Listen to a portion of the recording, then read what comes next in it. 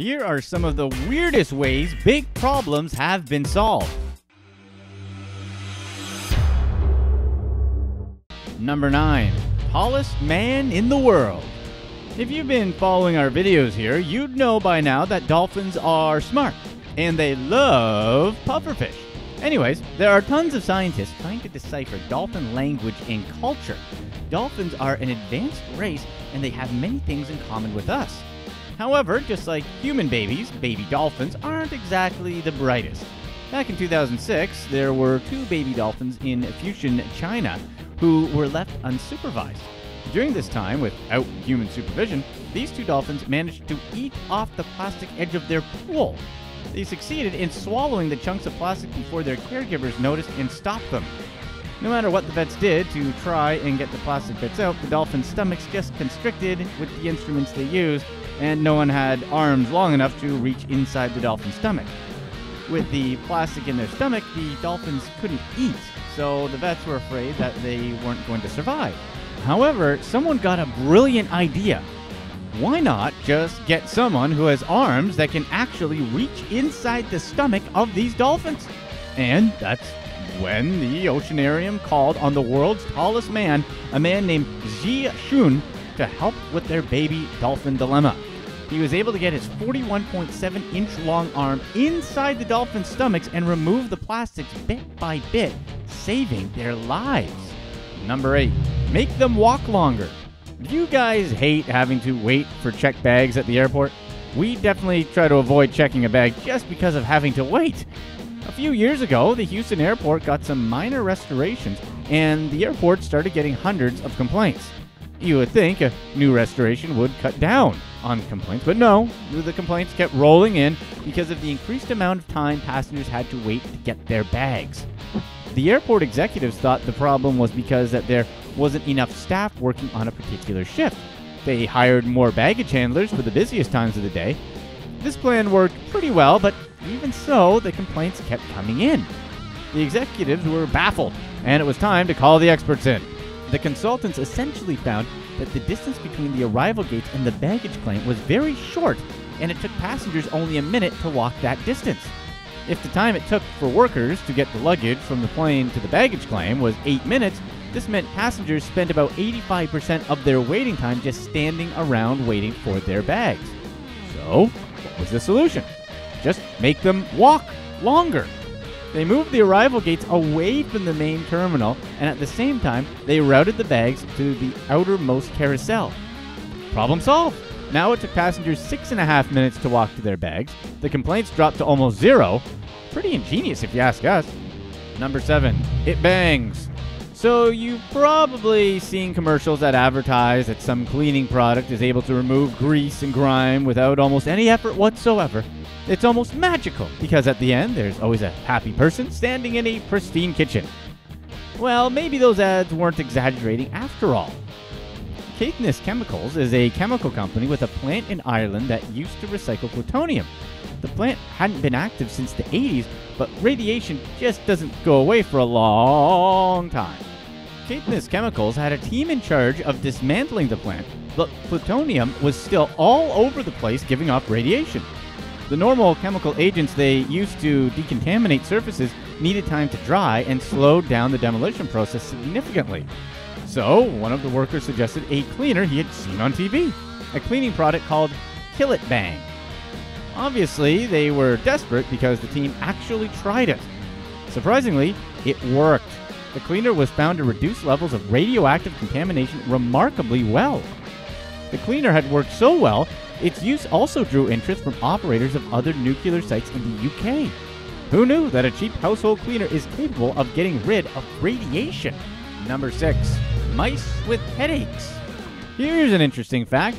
Brown tree snakes were accidentally introduced to Guam after the Second World War. A few of these snakes were inadvertently transported from the Solomon Islands to Guam on a cargo plane. The thing with brown tree snakes is that they're great predators. Since coming to Guam, brown tree snakes have made several of the island's native animal species extinct. Also, they reproduce like crazy, so brown tree snakes infested the island's jungles. So, what was the solution?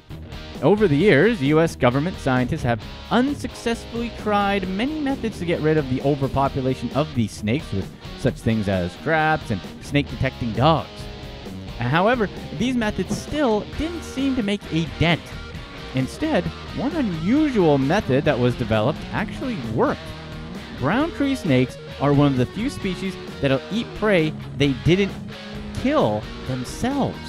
So, scientists began filling dead mice with acetaminophen, aka Tylenol, and began dropping these mice all over the jungles. The acetaminophen dose is just enough to induce a coma and eventually make the snake a goner, but not enough to damage any other animals fatally. Pretty clever, right? Number 5. MacGyvered it.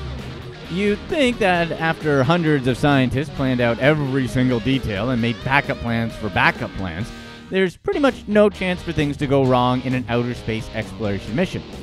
Well, if there's anything Hollywood has taught us is that space is unexpected at best. What happened at the International Space Station was something that would have made Steven Spielberg proud, and MacGyver too. The ISS is home to 6 astronauts, all highly trained. The ISS is powered by 4 main bus switching units, and basically, one started to malfunction. No big deal, they thought. After all, that's why they've been trained to take care of it.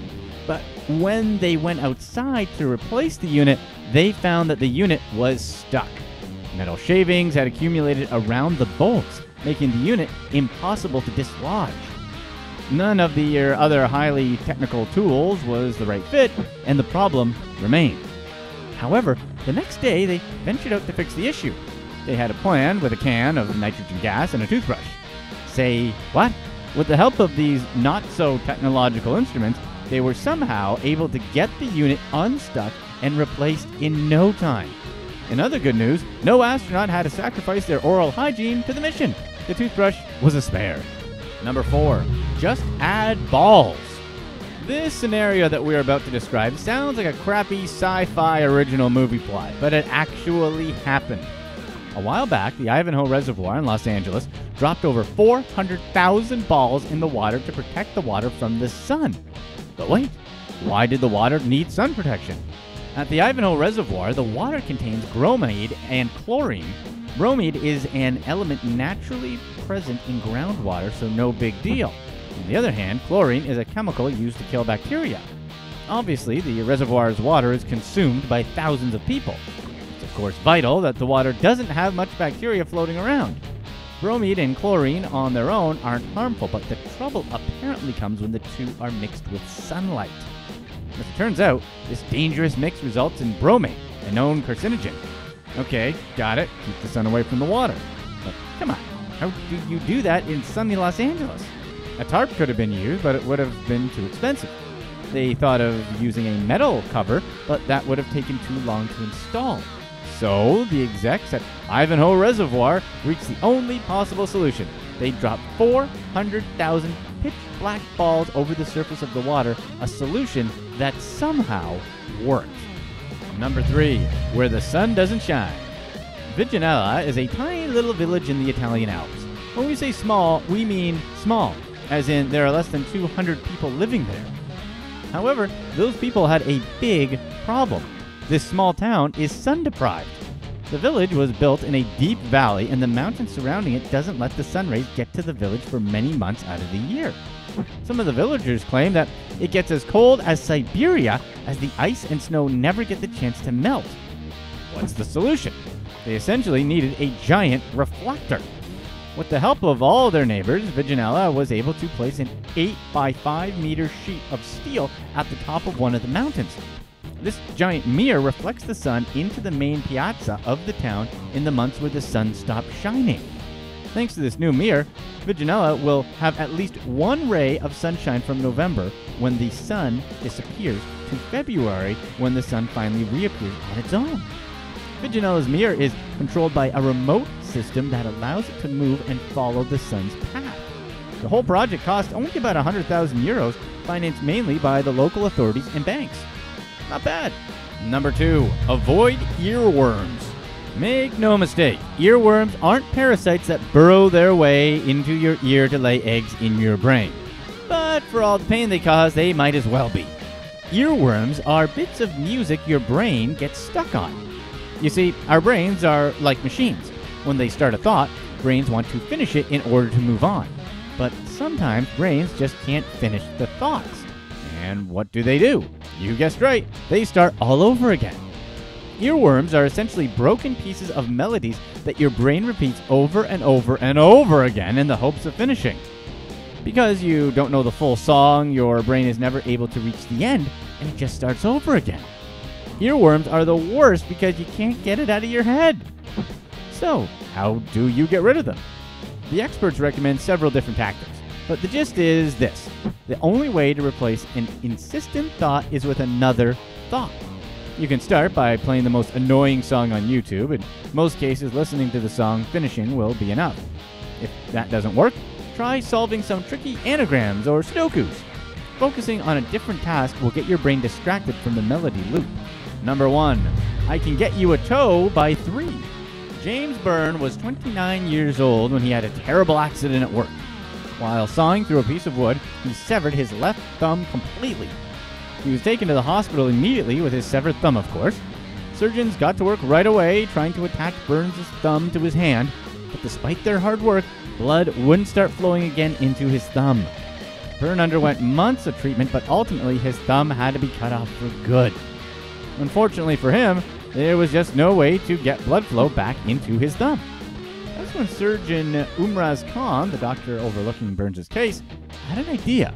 He proposed to use Burns' dominant toe to replace his missing thumb. In an 8-hour procedure, Dr. Khan supervised 2 surgery teams. One team was working on Burns' left foot, removing the big toe.